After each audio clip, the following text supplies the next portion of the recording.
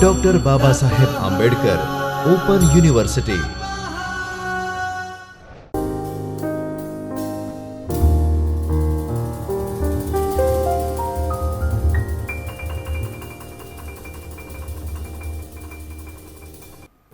Namaskar students.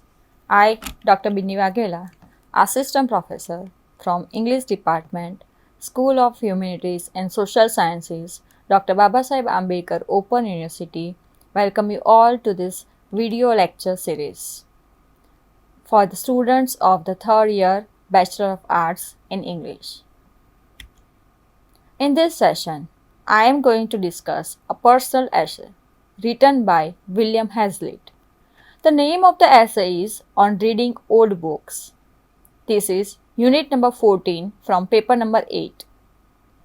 Content of today's session is objectives, introduction, theme of the essay, reading old and new, genre of literature, personal essay, books and writers in the essay, and figures of speech. Let's start with the introduction. The objectives of this session is, in this unit, you will learn to read, understand, analyze and appreciate a work of literature, a specific genre that is personal essay. You will be able to appreciate the features of the personal essay, which gained popularity during the Romantic Age.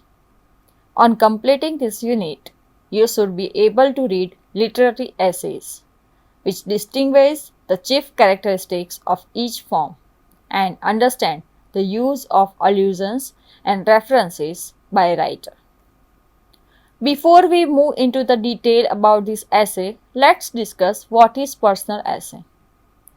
A personal essay is a short work of autobiographical non-fiction characterized by a sense of intimacy and a conversational manner. It is also called a personal statement. Personal essays relate the author's intimate thoughts and experience to universal truths. They aren't simply a retelling of events, though that falls more in the realm of memoir or autobiography. They conclude with the author having learned, changed, or grown in some way, and often present some truth of insight that challenges the reader to draw their own conclusion. The personal essay is the freest form of literature. This also makes it the hardest to define. Broadly speaking, it can be broken into two sections: narrative and opinion. It is an account of your experience. It is your thoughts on a subject. The best essayists are able to weave these sections together. A personal essay can be written on any subject. Common themes include relationships, nature, isolation, hobbies, illness, writing, and morality and mortality. The subject is not the important thing, it is your treatment of it. Personal essays are concerned with the process of judging, not the judgment reached. You need to be aware of your prejudices and reveal them to the reader. Doing so will help to give the essay a conscience. The reader wants to see your point of view, what you think and why you think it. Your point of view is shaped by your experience, your personality and your writing style. You are constantly revealing yourself to the reader. The things that irritate or make you happy, the times in your life of pain or humor. These are the building materials of your personal essay. I is the most important word in the personal essayist vocabulary. The personal essay is a dialogue between the thinker who thinks, the writer who writes, and the reader who reads. The use of weight, humor, and irony will help to give the essay a conversational tone.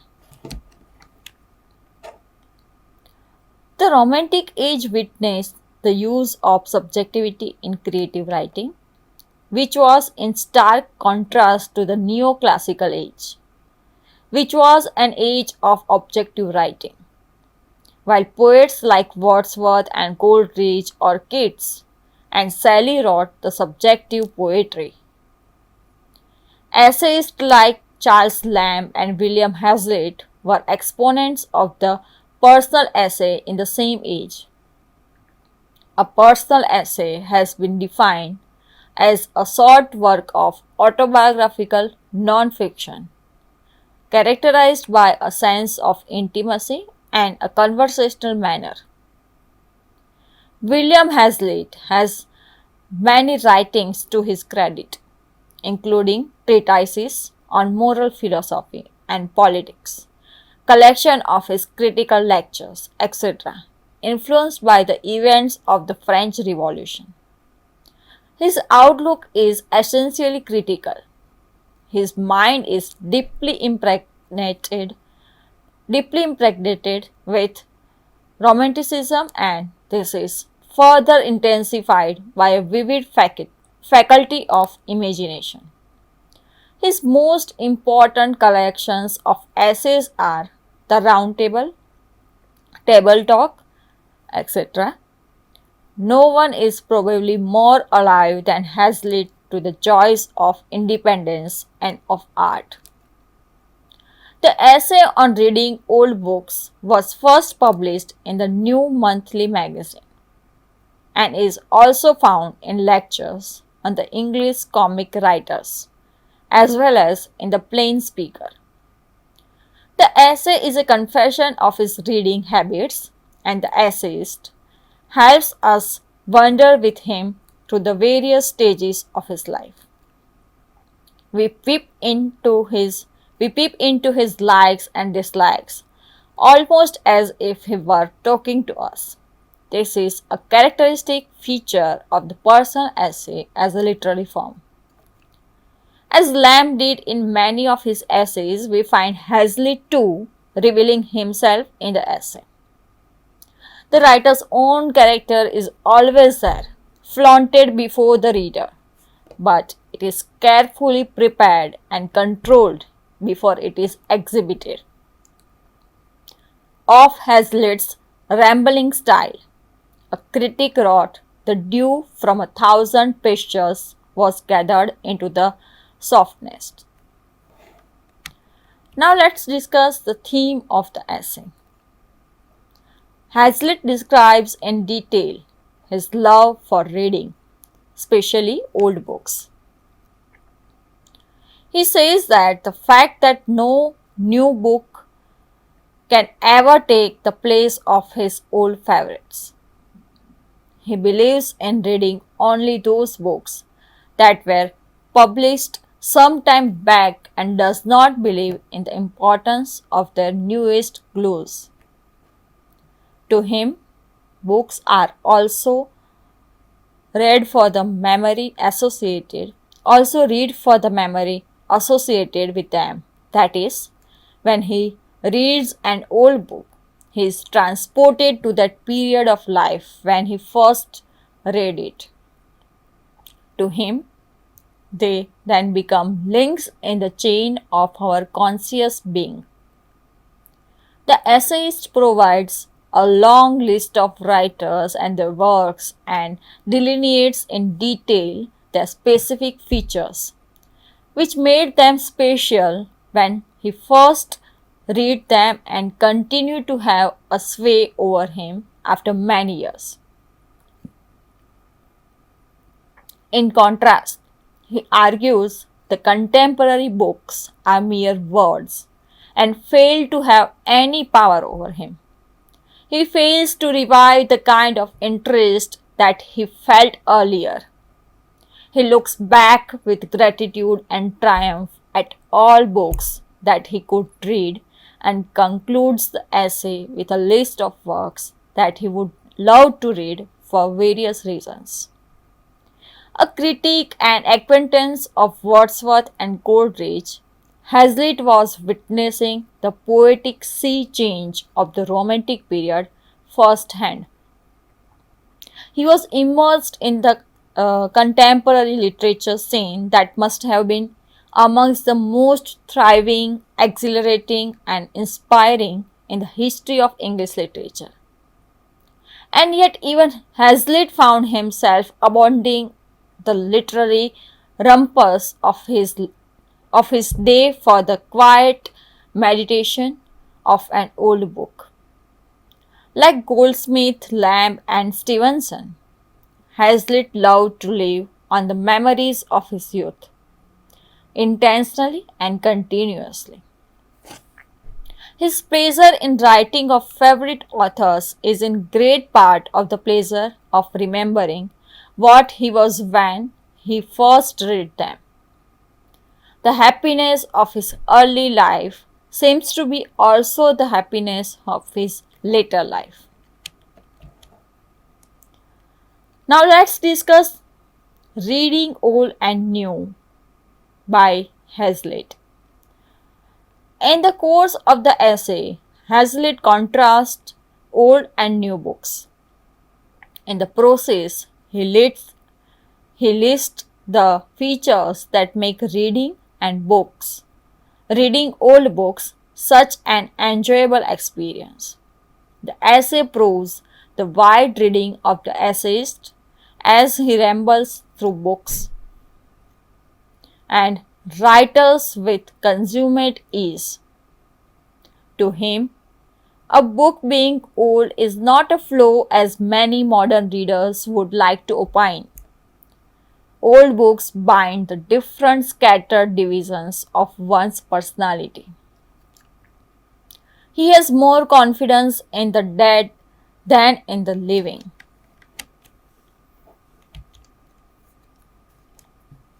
Hazlitt is convinced that when he reads an old book, he looks at the face of an old friend and he seems to know what to expect.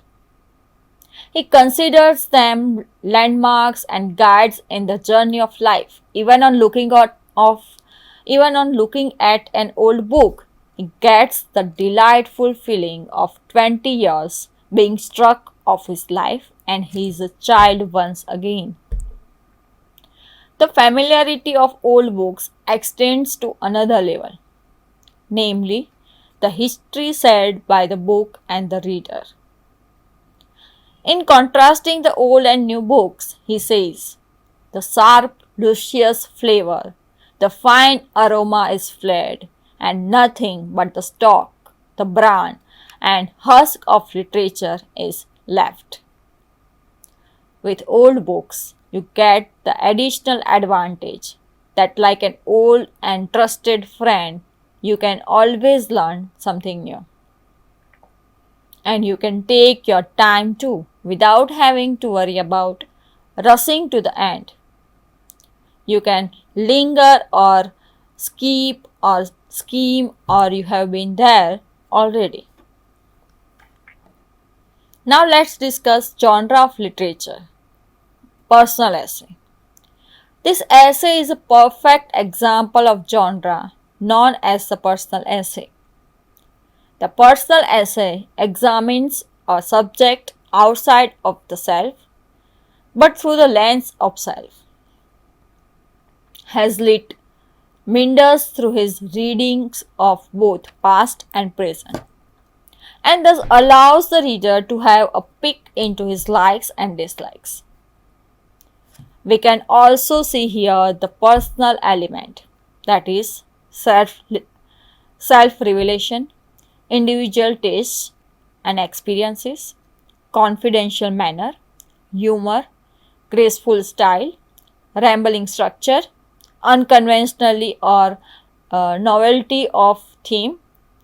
There is also a loose structure which helps in the rambling style, as a personal essay is a conversation with the readers.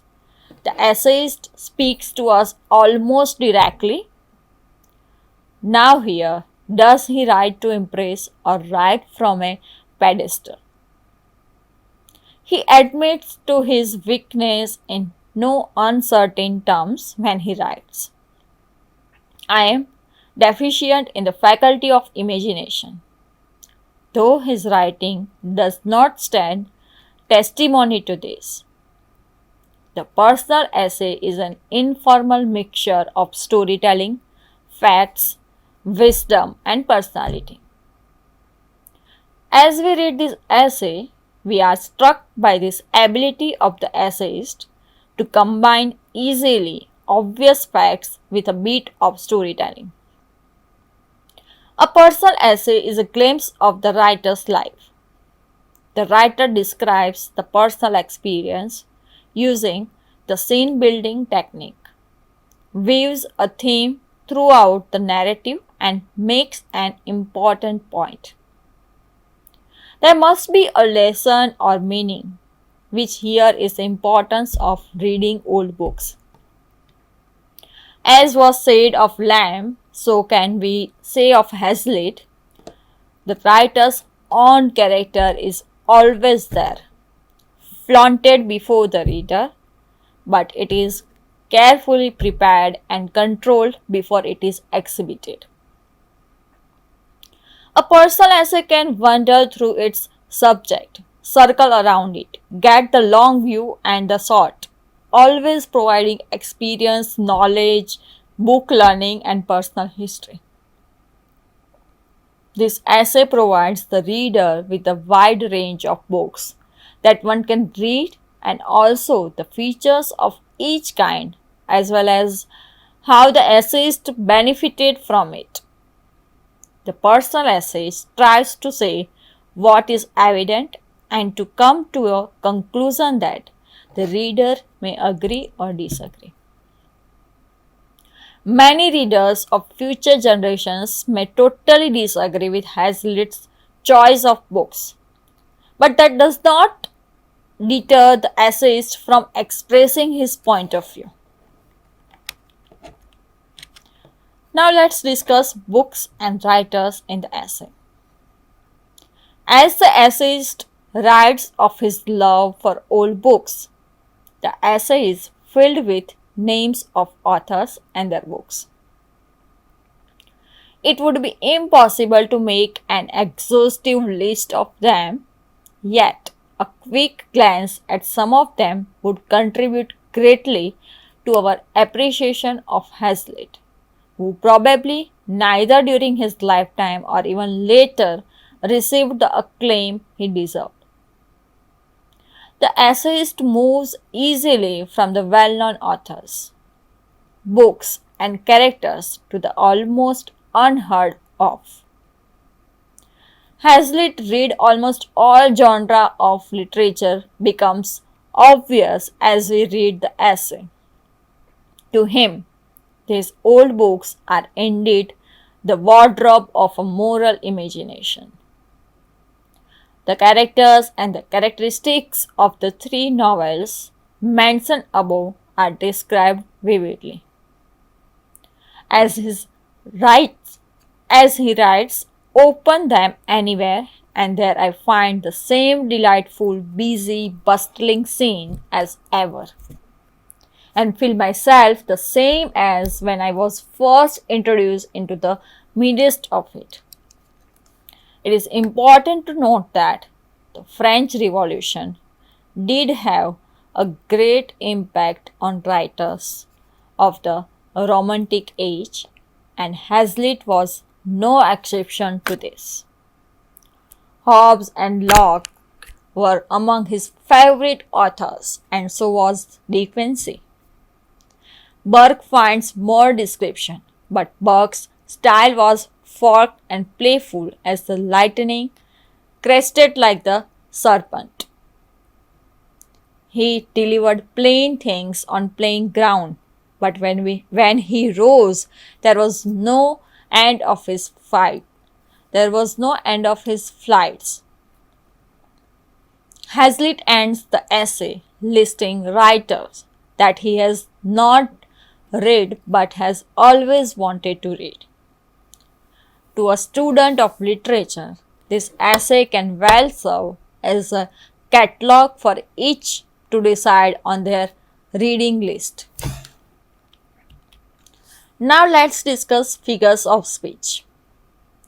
Hazlitt was a painter too, and his feel for the texture of painting can be perceived in his essays too.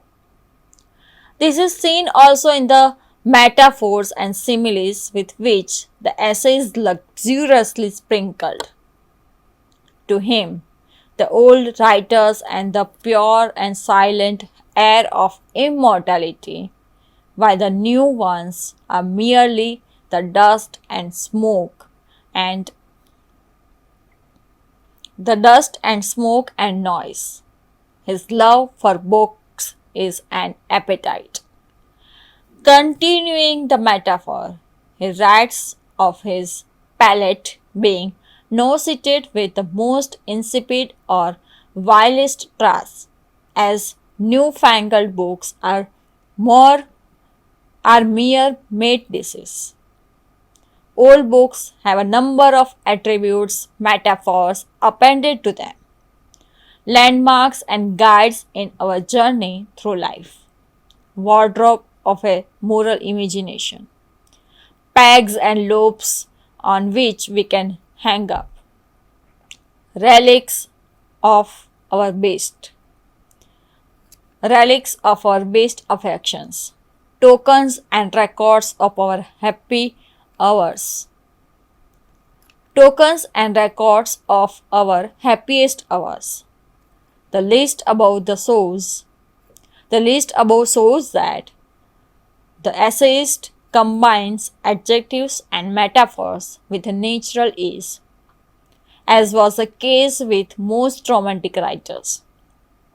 To look through the pages of his favorite books was like gazing at wild beasts in a menagerie.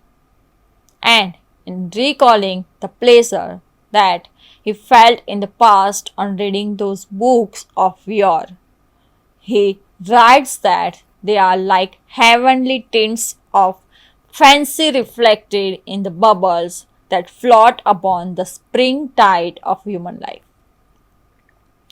Reading a poem written by kids that he had read in his childhood, Hazlitt quotes at length from the poem. A reader would remember the rich tapestry of kids, the Eve of St. Agnes. The essayist says he dipped into these books, and we can see how well his quill is equipped to describe all of them. In this unit, you have learned the features of a personal essay, to appreciate and analyze the essay as a genre. Here are some questions which will help you to check your progress. First question is, what is personal essay? Second question is, how did Hazlitt show contrast between old and new books?